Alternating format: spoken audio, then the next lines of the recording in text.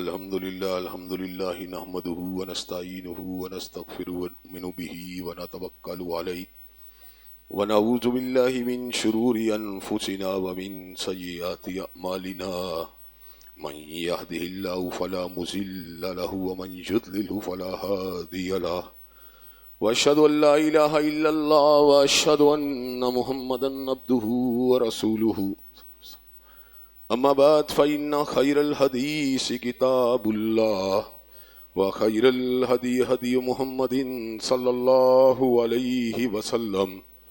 وشر الأمور محدثاتها وكل محدثة بدعة وكل بدعة ضلالة وكل ضلالة في النار. اما بعد اعوذ باللہ السمیع العلیم من الشیطان الرجیم یوم تقلب وجوہہم فی النار یقولون یا لیتنا اطعنا اللہ واطعنا الرسول وقالوا ربنا انا اطعنا سادتنا وکبرانا فاضلونا السبیل. ہر قسم کی تعریفات اللہ مالک الملک کے لیے ہیں، جنہوں نے جنات اور انسان کو حقیقی معنوں میں اپنی پوجا، اپنی بندگی اور اپنی عبادت کے لیے بنایا ہے. جنات اور انسان کی تخلیق کا حقیقی اور بنیادی مقصد ایک ہی تھا، اور وہ یہ تھا کہ وہ بارگاہ رب العالمین میں آیا کریں، اپنی جبین نیاز کو مالک کائنات کی بارگاہ میں آ کے جھکایا کریں، اپنے دست سوال کو کبریا کی بارگاہ میں آ کے پھیلایا کریں، اپنی کمر کو حالت رکوع میں اس کی بارگاہ میں آ کے ہم کیا کریں، اسی کی تکبیر کی صداؤں کو بلند کیا کریں، اسی کی تحلیل کے آوازوں کو اجاگر کیا کریں اور اسی کی تسبیح گیت گایا کریں. چنانچہ ارشاد ہوا وما خلقت الجن والانس الا لیعبدون، اور میں نے نہیں بنایا جنات اور انسان کو مگر اپنی پوجا، اپنی بندگی اور اپنی عبادت کے لیے. حمد و ثنا کے بعد عرب عرب انگنت اور بے شمار درود و سلام ہوں اس ہستی اقدس و مقدس پر کہ جن کا نام نامی اور اسم گرامی محمد کریم صلی اللہ علیہ وآلہ آلہ وصحبہ وبارک وسلم ہے. اللہ رب العزت نے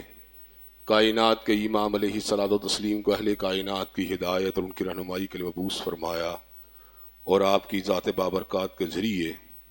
اہل کائنات کی ہدایت اور ان کی رہنمائی کا خوب بندوبست فرمایا. اللہ تبارک و تعالیٰ نے چونکہ حضرت رسول اللہ صلی اللہ علیہ وسلم کو کائنات کا آخری الہامی ہادی، آخری ناطق وحی قائد بنا کے بھیجا تھا، اس لیے اللہ تبارک و تعالیٰ نے آپ کی ذات بالا صفات میں طرح طرح کی خصوصیات کو بدیعت فرما دیا تھا، اور گوناگوں قسم کی صفات علیہ کو آپ کی ذات اقدس و مقدس کا حصہ بنا دیا تھا. اور ان تمام باتوں سے بڑھ کر یہ کہ میرے آقا کی زندگی میں کوئی صبح ایسی نہیں آئی، کوئی شام اور کوئی رات ایسی نہیں آئی، دکھوں کی کوئی گھڑی اور خوشیوں کا لمحہ ایسا نہیں آیا جب مالک کائنات نے اپنی تائید کو، اپنی نصرت کاملہ، اپنی حمایت لازوال و بے مثال کو آپ کے شامل حال نہ فرمایا ہو.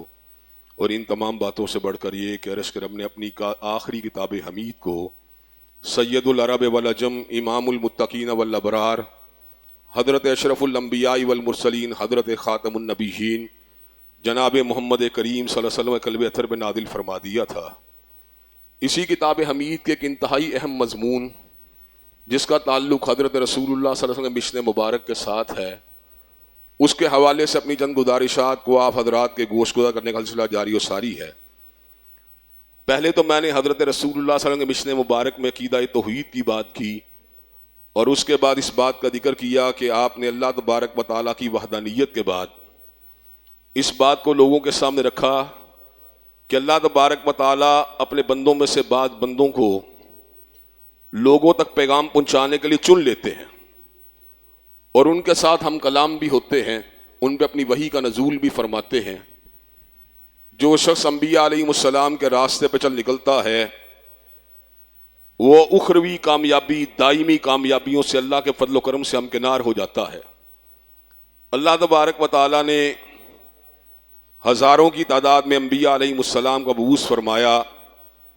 اور ایک روایت کے مطابق 310 313 یا 315 رسول اللہ کو جو کہ صاحب شریعت تھے، کائنات کے لوگوں کی رہنمائی کے لیے مبعوث فرمایا. یہ جو صاحب شریعت رسول اللہ تھے ان کے پاس اللہ تبارک و تعالیٰ کا وہ پیغام تھا جو بنی نوع انسان کی ہدایت اور فلاح کے تمام امکانات اور لوازمات کو اپنے اندر سموئے ہوئے تھا۔ اللہ تبارک و تعالیٰ نے نبوت اور رسالت کو حضرت رسول اللہ صلی اللہ علیہ وسلم کی ذات اقدس کے اوپر ختم فرما دیا، اور کوئی بھی شخص جو حضرت رسول اللہ صلی اللہ علیہ وسلم کے بعد دعوی نبوت کرتا ہے وہ بلا شک و شبہ دائرہ اسلام سے خارج ہے، وہ خود بھی خارج ہے اور اس کو ماننے والے بھی دائرہ اسلام سے خارج ہیں۔ اگر کوئی شخص جو جھوٹی نبوت کا دعویٰ کرے اور کوئی شخص یہ بات کہے میں اس کو نبی تو نہیں مانتا لیکن اس کو امام، مصلح، مجدد، ریفارمر کے طور پہ قبول کرنا چاہتا ہوں، تو حضرات گرامی قدر وہ بھی دائرہ اسلام سے خارج ہے۔ اس کی بنیادی وجہ یہ ہے ایک بندہ جھوٹا ہے، کذاب ہے، اگر آپ اس کی تکذیب نہیں کرتے،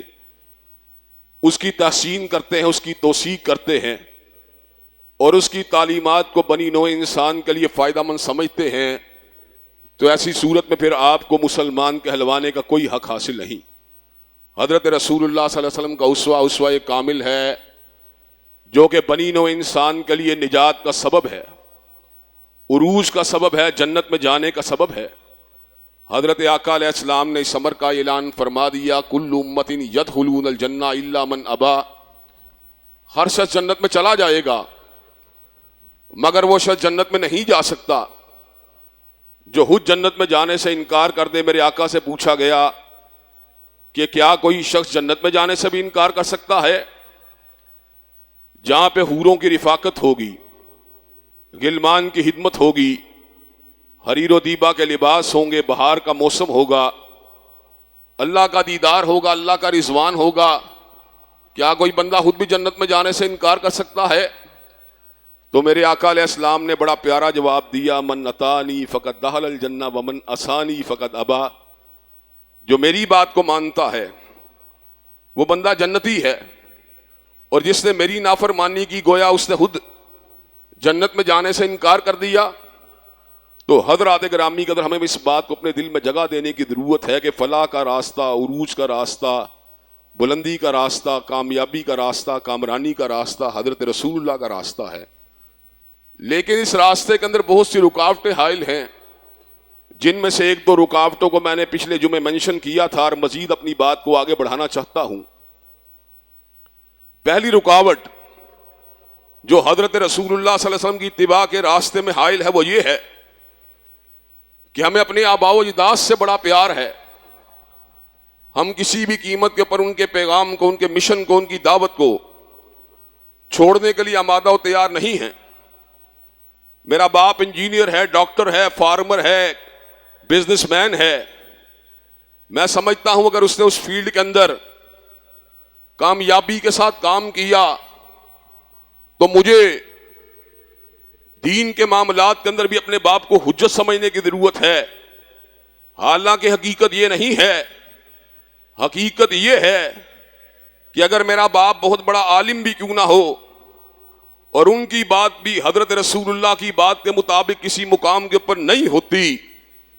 تو اس مقام کے اوپر مجھے پھر اپنے باپ کی بات کے اوپر جمنے کا حق حاصل نہیں ہے۔ میری یہ ذمہ داری ہے، میری اوپر یہ اوبلیگیشن من جانب اللہ عائد ہوتی ہے، میرے اوپر شریعت اس بائنڈنگ کو لگاتی ہے کہ پھر میں نے اپنے باپ کی بات کو نہیں ماننا بلکہ حضرت رسول اللہ کی بات کو ماننا ہے۔ حضرت علامہ شہید کی مثال میں نے پچھلے جمعے دی تھی کہ کتنے بڑے عالم تھے، ساری زندگی اللہ کے دین کی تبلیغ کرتے رہے، لیکن جس مقام کے اوپر ان کی بات حضرت رسول اللہ کی بات کے ساتھ مطابقت نہیں رکھتی، ان کی بات ہمارے لیے حجت و دلیل نہیں، ہمارے لیے کالی کملی والے کی بات حجت و دلیل ہے۔ پہلی رکاوٹ اپنے آباء و اجداد کی اندھی تقلید، اور دوسری رکاوٹ اپنے مذہبی رہنماؤں کو اس مقام کے اوپر لے جانا کہ ان کی ہر بات کو کہنا میں ان کو مانوں گا، میں ان کو مانوں گا، میرا ان کے اوپر اعتماد ہے، میں ان کا معتقد ہوں، میں کسی بھی طور پر ان کی بات کو انڈرمائن نہیں کر سکتا۔ حضرات گرامی قدر کسی کے احترام میں، کسی کی توقیر و تعظیم میں کمی کرنا من جانب اللہ یا دین کے مطابق کسی بھی طور کے اوپر جائز نہیں ہے، ہمارے اوپر یہ ذمہ داری عائد ہوتی ہے کہ ہم ہر شخص کی ہر جائز بات کی توثیق کے ساتھ ساتھ اس کا ذاتی احترام ہر صورت میں کریں۔ لیکن حضرات گرامی قدر ہمیں یہ حق حاصل نہیں کہ ہم ہر شخصیت کی ہر بات کو حضرت رسول اللہ صلی اللہ علیہ وسلم کی طرح دین میں حجت ماننے۔ حضرات گرامی قدر حضرت امام ابو حنیفہ رحمۃ اللہ علیہ، حضرت امام احمد ابن حنبل رحمۃ اللہ علیہ، حضرت امام مالک رحمۃ اللہ علیہ، حضرت امام شافعی رحمۃ اللہ علیہ، حضرت حافظ ابن تیمیہ رحمۃ اللہ علیہ، یہ وہ لوگ ہیں جو دین کے ستارے ہیں، جنہوں نے دین کی نشر و اشاعت کے اندر بے مثال اور کلیدی کردار ادا کیا۔ لیکن حضرات گرامی قدر میں یہ بات علی وجہ البصیرت کہہ دینا چاہتا ہوں کہ ان کی ہر بات دین میں حجت نہیں ہے، ان کی ہر بات دین میں دلیل نہیں ہے۔ اس کی بنیادی وجہ یہ ہے کہ حضرت امام ابو حنیفہ رحمۃ اللہ علیہ کے شاگردان رشید قاضی ابو یوسف اور امام محمد رحمۃ اللہ علیہ نے بھی کئی مسائل کے اندر ان سے اختلاف کیا۔ حضرت حافظ ابن تیمیہ رحمۃ اللہ علیہ کے شاگرد رشید حافظ ابن قیم رحمۃ اللہ علیہ نے بھی ان سے کئی مقامات کے اوپر اختلاف کیا۔ کئی جید حنبلی علماء نے بھی حضرت امام احمد ابن حنبل رحمۃ اللہ علیہ کے کئی فتاووں سے اختلاف کیا۔ کئی جید شافعی علماء نے بھی حضرت امام شافعی رحمۃ اللہ علیہ کی رائے سے اختلاف کیا۔ اس کا مطلب یہ ہے کہ وہ تمام کی تمام عظیم ہستیاں اس بات کو سمجھتی تھیں کہ حضرت امام ابو حنیفہ رحمۃ اللہ علیہ کی آراء سے اختلاف کرنے کے بعد بندہ دار اسلام سے خارج نہیں ہوتا۔ دلیل کے ساتھ حضرت حافظ ابن تیمیہ رحمۃ اللہ علیہ کی رائے سے اختلاف کر کے بندہ دین اسلام سے خارج نہیں ہوتا۔ دلیل کے ساتھ حضرت احمد ابن حنبل اور امام شافعی کی رائے کے ساتھ اختلاف کر کے بندہ جو ہے دار اسلام سے خارج نہیں ہوتا۔ لیکن کسی چونکے چنانچہ اگر مگر کے ذریعے حضور اقدس کی بات سے اختلاف کرنے والا دین سے خارج ہو جاتا۔ حضرت رسول اللہ وہ اس مقام بلند پہ فائز ہیں کہ من یطع الرسول فقد اطاع اللہ، کہ جو ان کی بات کو مانتا ہے در حقیقت وہ ان کی بات کو نہیں مانتا بلکہ پروردگار عالم کی بات کو مانتا ہے۔ حضور علیہ السلام کی بات کوئی تجربے مشاہدے سے حاصل نہیں ہوئی، بلکہ حضرت رسول اللہ کے بات کے بارے میں کلام حمید نے فیصلہ سنا دیا۔ وَمَا كُنْتَ تَتْلُو مِن قَبْلِهِ مِن كِتَابٍ وَلَا تَخُطُّهُ بِيَمِينِكَ إِذًا لَّارْتَابَ الْمُبْطِلُونَ بَلْ هُوَ آيَاتٌ بَيِّنَاتٌ فِي صُدُورِ الَّذِينَ أُوتُوا الْعِلْمَ، کہ آج سے پہلے نہ آپ کچھ لکھتے تھے، نہ بولتے تھے، نہ پڑھتے تھے، اب آپ جو کچھ بھی کہہ رہے ہیں اپنی مرضی کے ساتھ نہیں کہہ رہے، آپ جو کچھ بھی فرما رہے ہیں اپنی مرضی کے ساتھ نہیں فرما رہے، بلکہ وما ينطق عن الهوى ان هو الا وحی یوحی، آپ کی ہر بات من جانب اللہ حجت ہے، آپ کی ہر بات من جانب اللہ دلیل ہے، آپ کی ہر بات اللہ کی طرف سے اس کے اوپر مہر تصدیق و توثیق لگی ہوئی ہے، اس لیے کہ آپ اپنی مرضی کے ساتھ کلام ہی نہیں کرتے، آپ جب بھی بولتے ہیں مالک کائنات کی مرضی کے ساتھ بولتے ہیں۔ حضرات گرامی قدر یہی حال ہمارے سیاسی رہنماؤں سے متعلق تیسری بڑی رکاوٹ، پہلی تو رکاوٹ آباء و اجداد کی بات، دوسری رکاوٹ اپنے مذہبی رہنماؤں کی بات، اور تیسری بڑی رکاوٹ اپنے سیاسی رہنماؤں کی بات کو حجت سمجھنا، کہ خان صاحب نے جو کہہ دیا میرے لیے حجت ہے، میاں صاحب نے جو کہہ دیا میرے لیے حجت ہے، بھٹو صاحب نے، زرداری صاحب نے کہہ دیا میرے لیے حجت ہے، بلاول صاحب نے کہہ دیا میرے لیے حجت ہے۔ حضرات گرامی قدر اگر ان کے منشور کی کوئی بات جس کا تعلق کسی دنیاوی معاملے کے ساتھ ہے اور جو شریعت کے ساتھ متصادم نہیں ہے، آپ کو حق حاصل ہے کہ آپ اپنے سیاسی رہنما کی بات کی توثیق و تائید اور اس کی حمایت کر سکتے ہیں، لیکن سیاسی رہنما کی ایسی بات جو کملی والے کی بات کے ساتھ ٹکرا جاتی ہو، اور سیاسی رہنما کی ایسی بات جو کملی والے کی بات کے ساتھ مطابقت نہ رکھتی ہو، اس کو اپنے لیے حجت بنانا یہ بہت بڑے وبال کی بات ہے. حضرات گرامی قدر ہمارے سامنے کی بات ہے. اس عہد کے اندر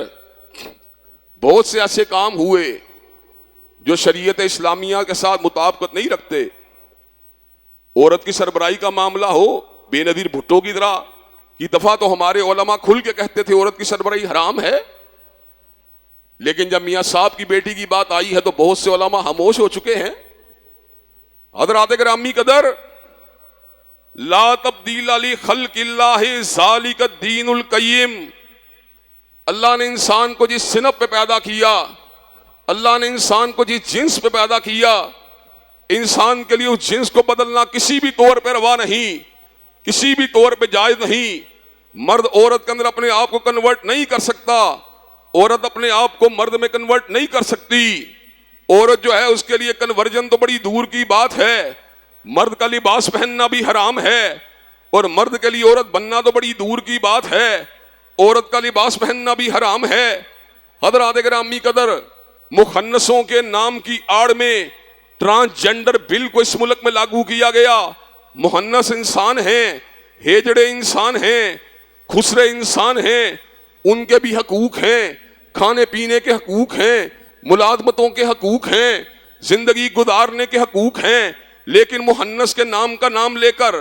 اور ہیجڑوں کا نام لے کر مرد کو عورت بنانے کی بات، عورت کو مرد بنانے کی بات، حضرات گرامی قدر اس بات کو قبول نہیں کیا جا سکتا. ٹرانسجنڈر بننے یا بنانے کی اسلام میں کوئی گنجائش موجود نہیں ہے.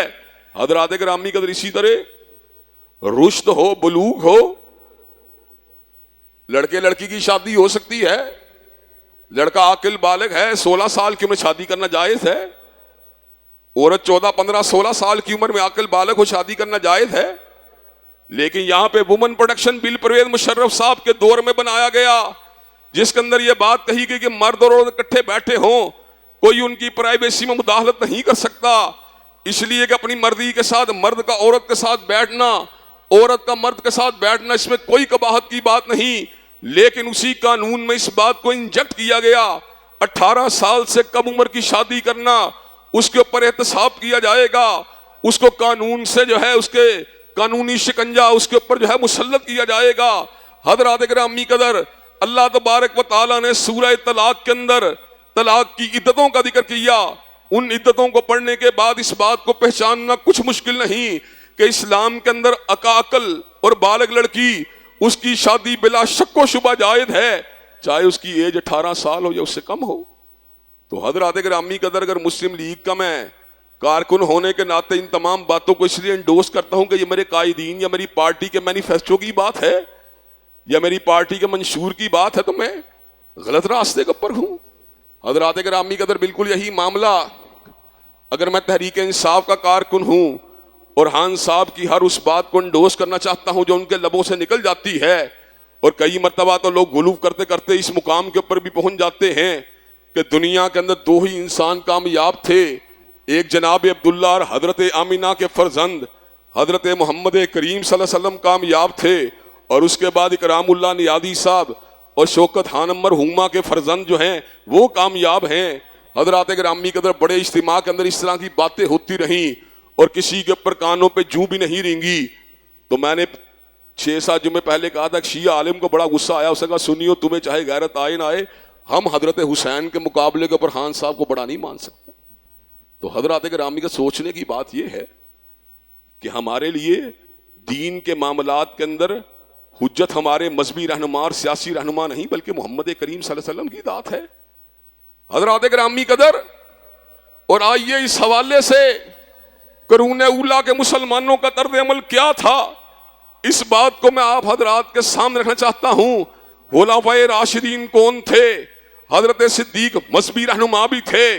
سیاسی رہنما بھی تھے. حضرت عمر فاروق مذہبی رہنما بھی تھے، سیاسی رہنما بھی تھے. حضرت علی المرتضی مذہبی رہنما بھی تھے، سیاسی رہنما بھی تھے، دین کے عالم بھی تھے، قرآن کے قاری بھی تھے، قرآن مجید کے مفسر بھی تھے، وقت کے حکمران بھی تھے. لیکن حضرات گرامی قدر، ان کی بھی کوئی بات جس کے اوپر دیگر صحابہ کو ملاحظات ہوئے، انہوں نے اس کے اوپر اصرار نہیں کیا بلکہ اپنے موقف سے رجوع کر لیا. حضرت صدیق رضی اللہ تعالیٰ عنہ کے پاس جب چور آیا جو تیسری مرتبہ چوری کا ارتکاب کر کے آیا تھا، دایاں ہاتھ کٹ چکا تھا، بایاں قدم بھی کٹ چکا تھا،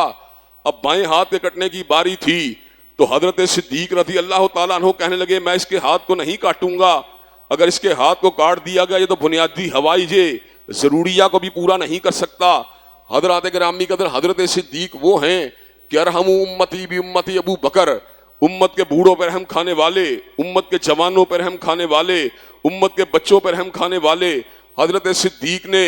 اپنی اس ترحم اور اپنی اس رحم دلی کی کیفیت میں الفاظ کہے میں اس کے ہاتھ کو نہیں کاٹوں گا، پاس ہی حضرت عمر فاروق بیٹھے ہوئے کہنے لگے سنت الید، صدیق آپ کی رائے اپنی جگہ پر ہے، مگر سنت ہاتھ کو کاٹنا ہے؟ تو حضرت صدیق نے اس موقع پہ اصرار نہیں کیا، فوراً سے پہلے اپنا فیصلہ واپس لیا، کہا ہاں سنت تو یہی ہے، چنانچہ اس کے ہاتھ کو کاٹ دیا جائے۔ جب حج تمتع کو موقوف کرنے کا حکم دیا گیا اور مقصد یہ تھا کہ بیت اللہ الحرام میں عمرے اور حج کی نیت سے اکٹھے آنے والے لوگ پورا سال عمرے کی نیت سے لوگ کم آئیں گے، بیت اللہ کی آبادی پس منظر ذہن کے پس پردہ موجود تھی۔ حضرات گرامی قدر اسی سال حضرت عبداللہ ابن عمر نے حج کے موقع پر الفاظ کہے کہ میں لبیک کہتا ہوں حج تمتع کی نیت کے ساتھ۔ حضرات گرامی قدر حضرت عمر فاروق کو یہ بات پہنچی، حضرت عبداللہ کو بلایا گیا، کہا عبداللہ آپ کے بارے میں سنا ہے کہ آپ نے میرے آرڈیننس کی مخالفت کی ہے۔ تو حضرت عبداللہ ابن عمر کہتے ہیں امر رسول اللہ حق ان یتبع امر ابی، بابا آپ کی بات کو مانا جائے یا مدینے والے آقا کی بات کو مانا جائے؟ حضرت رسول اللہ کی بات کو مانا جائے؟ حضرت عمر نے اس بات کے پر اصرار نہیں کیا بلکہ اپنے موقف سے رجوع کیا۔ آپ نے ایک زانیہ عورت کے پر حد لگانے کا حکم دیا، حد لگانے کے لیے لوگ لے کے نکلے، سامنے تھے حضرت علی المرتضیٰ رہے تھے، کہا کہاں لیے جاتے ہو؟ کہا برائی کی ہے، حد لگانے کے لیے جاتے ہیں۔ کہا یہ تو اپنی حرکات و سکنات سے پاگل معلوم ہوتی ہے، کہاں دیوانی ہے؟ کہا واپس لے کے چلو۔ حضرت عمر کے پاس اس عورت کو لایا گیا، کہا علی المرتضیٰ بھی ساتھ تھے، کہا انہوں نے اس کو حد لگانے سے روک دیا ہے۔ کہا علی یہ تو زانیہ تھی، آپ نے اس کو حد لگانے سے روک دیا ہے؟ کہا ہاں نبی پاک حضرت محمد کریم صلی اللہ علیہ وسلم کا ارشاد ہے کہ جو پاگل اور دیوانہ ہوتا ہے اس کے اوپر حد نہیں ہوتی۔ حضرات گرامی حضرت عمر نے اس بات کے اوپر اصرار نہیں کیا بلکہ آپ نے اس عورت کو چھوڑ دیا، فری کر دیا۔ خود حضرت علی المرتضیٰ جو مسلمانوں کے چوتھے خلیفہ راشد ہیں، نبی پاک حضرت محمد کریم صلی اللہ علیہ وسلم کے چچا داد ہیں، حضرت فاطمہ الزہرا کے سر کے تاج ہیں، حضرت حسن و حسین کے بابا ہیں۔ آپ نے کچھ لوگ ایسے جو کہ دین کے اندر غلو کے مرتکب تھے اور حضرت علی المرتضیٰ رضی اللہ تعالیٰ عنہ کی الوہیت کی بات کرتے تھے، حضرت علی المرتضیٰ نے کہا ان کو جلا کے راکھ کر دیا جائے، ان کو جلا دیا جائے، اس لیے کہ یہ لوگ جو ہیں دین کے اندر غلو کے مرتکب ہو رہے ہیں۔ حضرات گرامی کا حضرت عبداللہ ابن عباس کو یہ بات پہنچتی ہے جو حضرت علی المرتضیٰ کے کیمپ کے اندر ان کے انتہائی قریبی ساتھی ہیں اور اہل البیت کے اندر بھی شامل ہیں۔ حضرات گرامی کے اندر قرآن مجید کے مفسر ہیں، حدیث کے عالم ہیں۔ کہا اگر میں ہوتا تو اس موقع پہ یہ بات کہتا لا تعذبوا بعذاب اللہ، کہ اللہ کے عذاب سے کسی کو عذاب نہیں دینا چاہیے، اس لیے کہ آگ کا عذاب اللہ آخرت میں ان لوگوں کو دے گا جو لوگ اللہ تبارک و تعالیٰ کے منکر ہیں۔ حضرات گرامی قدر اس موقع کے اوپر یہاں سے یہ بات ثابت ہوتی ہے کہ بڑی سے بڑی اجل ہستیاں کہ جن کے ہم قدموں کی خاک کا مقابلہ بھی نہیں کر سکتے اور جن کے پیروں کی جوتی بھی ہمارے سے افضل ہے، حضرات گرامی قدر وہ لوگ جس وقت فیصلے کیا کرتے تھے تو اپنے ان فیصلوں کو جن کے اوپر نبی پاک حضرت محمد کریم صلی اللہ علیہ وسلم کی احادیث مبارکہ کو پیش کر دیا جاتا تھا، فوراً سے پہلے ان فیصلوں سے رجوع کر لیا کرتے تھے، اس لیے کہ وہ اس بات کو سمجھتے تھے دین میں حجت اگر کسی کی بات ہے تو یا رب کے قرآن کی بات ہے یا کالی کملی والے کے فرمان کی بات ہے۔ حضرات تیسری رکاوٹ اپنے سیاسی رہنماؤں کی بات کو ماننا۔ اللہ تبارک و تعالیٰ سرداروں، چودھریوں اور جو بڑے بڑے اکابرین ہیں ان کی بات کو اللہ رسول کی بات کے بارے میں ترجیح دینے والوں کے بارے میں فیصلہ سناتے ہیں سورہ احزاب میں، یوم تقلب وجوہہم فی النار، جب قیامت کا دن آئے گا ان کو اوندے منہ جہنم کی آگ میں گرا دیا جائے گا اور یہ کہیں گے یقولون یا لیتنا اطعنا اللہ واطعنا الرسول،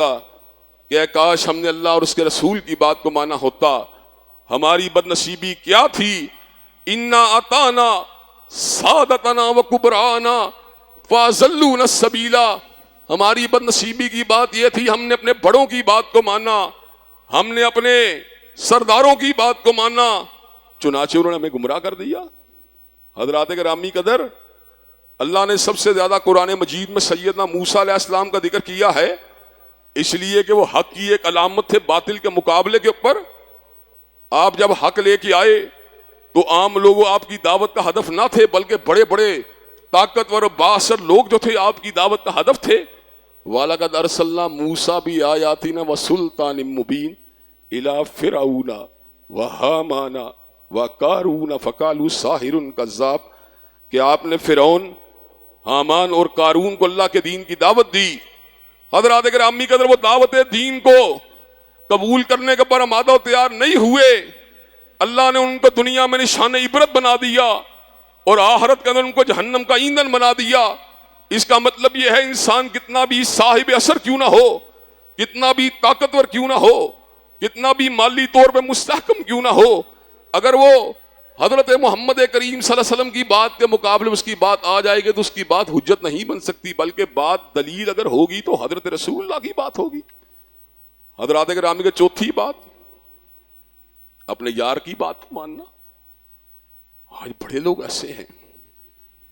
اعتقادی گمراہیاں بھی اور عملی گمراہیاں بھی اپنے یاروں کی وجہ سے پیدا ہوتی ہیں. کئی لوگ جناب مسجد کے نمازی تھے، بری صحبت کا شکار ہوئے، نمازوں کو بالکل ترک کر گئے.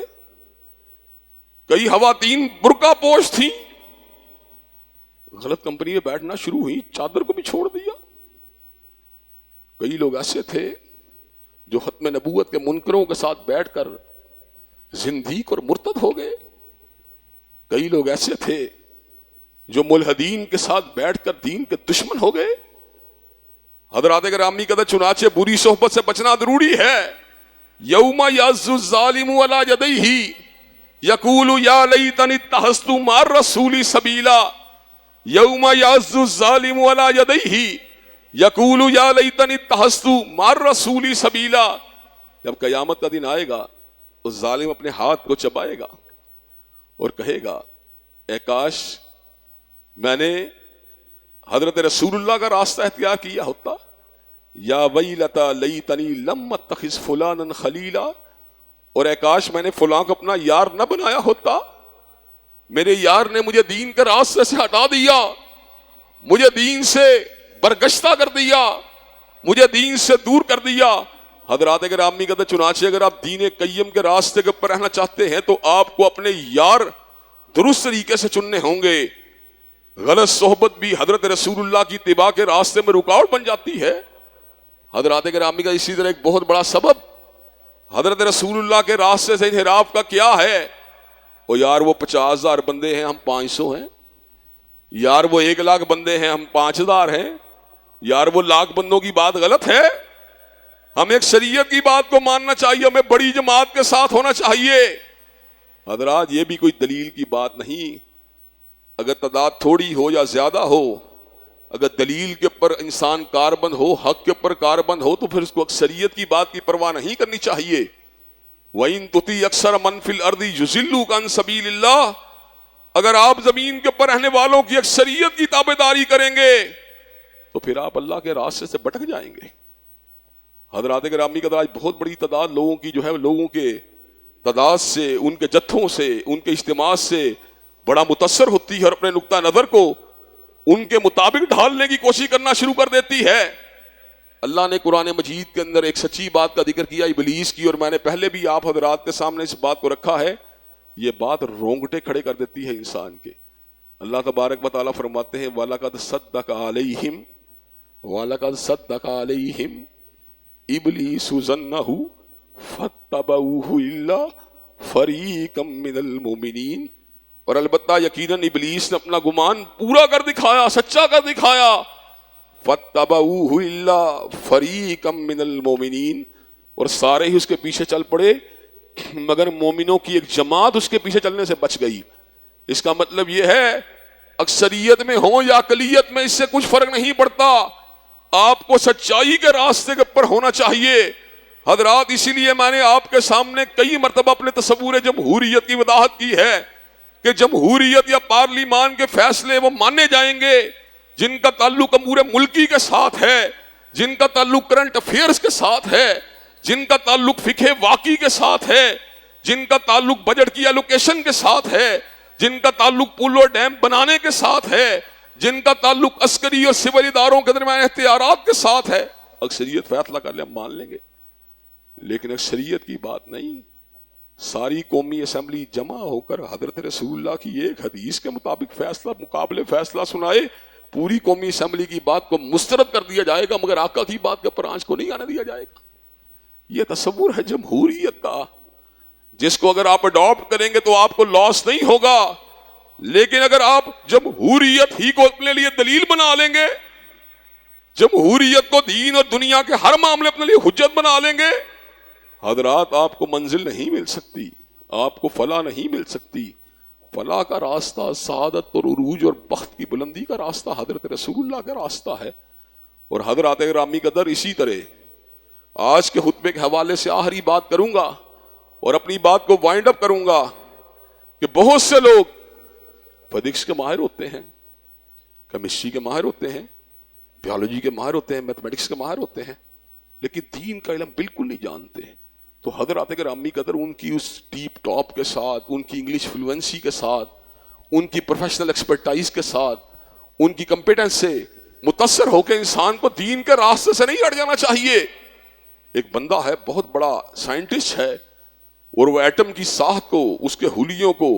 اس کے الیکٹران کو، پروٹون کو، نیوٹران کو، ہر چیز کو سمجھتا ہے، ہر ماڈل کو سمجھتا ہے حضرات گرامی قدر، لیکن اس کی بات دین کے معاملات میں ہمارے لیے حجت نہیں بن سکتی۔ یعلمون ظاہرا من الحیات الدنیا، یعلمون ظاہرا من الحیات الدنیا وهم من الآخرۃ هم غافلون۔ یہ دنیا کی زندگی کو تو جانتے ہیں مگر آخرت کو نہیں جانتے۔ چنانچہ تہذیب مغرب کی چکا چوند کو دیکھ کر، ان کی سائنٹیفک عروج کو دیکھ کر اور ان کی سائنٹیفک انوویشنز کو دیکھ کر انسان کو دین کے معاملات کے اندر کسی کنفیوژن کا شکار نہیں ہو جانا چاہیے، بلکہ دین کے معاملات میں حجت اگر کسی کی بات ہے، یا رب کے قرآن کی بات ہے یا کملی والے کے فرمان کی بات ہے، اللہ تبارک و تعالی ہمیں رکاوٹوں کو عبور کرنے کی توفیق دے جو حضرت رسول اللہ صلی اللہ علیہ وسلم کے فرامین مبارک کی اتباع کے راستے میں حائل ہیں۔ وآخر دعوانا الحمدللہ رب العالمین۔ الحمدللہ نحمده ونستعینه ونستغفره ونؤمن به ونتوکل علیہ ونعوذ باللہ من شرور انفسنا ومن سیئات اعمالنا، من يهده الله فلا مضل له ومن يضلل فلا هادي له، واشهد ان لا اله الا الله واشهد ان محمدا عبده ورسوله۔ اما بعد فإن خير الحديث كتاب الله وخير الهدي هدي محمد صلى الله عليه وسلم، وشر الأمور محدثاتها وكل محدثة بدعة وكل بدعة ضلالة وكل ضلالة في النار۔ حضرات گرامی قدر، ہر نماز کی ہر رکعت میں یہ دعا مانگی جاتی ہے، اہدنا الصراط المستقیم، اللہ سیدھا راستہ دکھلا دے۔ سیدھا راستہ کس کا راستہ ہے؟ یاسین والقرآن الحکیم انک لمن المرسلین علی صراط مستقیم۔ حکمت والے قرآن کی قسم ہے، محمد کریم صلی اللہ علیہ وسلم رسولوں میں سے ہے اور آپ ہی کا راستہ سیدھا راستہ ہے۔ وَإِنَّكَ لَتَدْعُوهُمْ إِلَىٰ صِرَاطٍ مُّسْتَقِيمٍ، آپ نے جب بھی دعوت دی ہے صراط مستقیم کی دعوت دی ہے۔ وَإِنَّكَ لَتَهْدِي إِلَىٰ صِرَاطٍ مُّسْتَقِيمٍ، آپ جب بھی رہنمائی کرتے ہیں صراط مستقیم کی رہنمائی کرتے ہیں۔ آپ کا راستہ وہ راستہ ہے جو اللہ کو مطلوب ہے، آپ کا راستہ وہ راستہ ہے جو اللہ کو محبوب ہے۔ چنانچہ ہمیں ہر قیمت پہ حضرت رسول اللہ صلی اللہ علیہ وسلم کی اتباع کرنی ہے، لیکن اتباع رسول صلی اللہ علیہ وسلم کے راستے میں بہت سی رکاوٹیں حائل ہیں، جن میں آباء و اجداد کی اندھی تقلید، اپنے مذہبی رہنماؤں کی اندھی تقلید، اپنے سیاسی رہنماؤں کے ڈائی ہارڈ فین ہونے کی وجہ سے ان کی ہر بات کو من و ان تسلیم کرنا، اسی طرح اپنے یاروں کی جو ہے یاری کو نبھانے کے لیے دین کو تار تار کر دینا، اسی طرح جو ہے وہ اپنی خواہشات کو اپنا معبود بنا لینا، حضرات گرامی قدر بہت سی دیگر رکاوٹیں بھی ہیں جن کو مزید جو ہے مختصر طور پہ آپ حضرات کے گوش گدار کرنے کی کوشش کی جائے گی۔ اللہ تبارک و تعالی ہم سب کو صراط مستقیم کو چلنے کی توفیق دے۔ ہمارے دوست جو ہیں وہ آج آئے ہیں، ان کے والد گرامی کا انتقال ہو چکا ہے، انشاءاللہ ان کا غائبانہ نماز جنازہ ادا کیا جائے گا۔ کافی دور سے آئے ہیں، ویلنشیا ٹاؤن سے۔ اللہ تبارک و تعالی تمام مرحومین کی مغفرت فرمائے۔ ان اللہ یامر بالعدل والاحسان وایتاء ذی القربى وینہی عن الفحشاء والمنکر والبغی۔ سبحان ربک رب العزۃ عما یصفون وسلام علی المرسلین والحمد للہ رب العالمین۔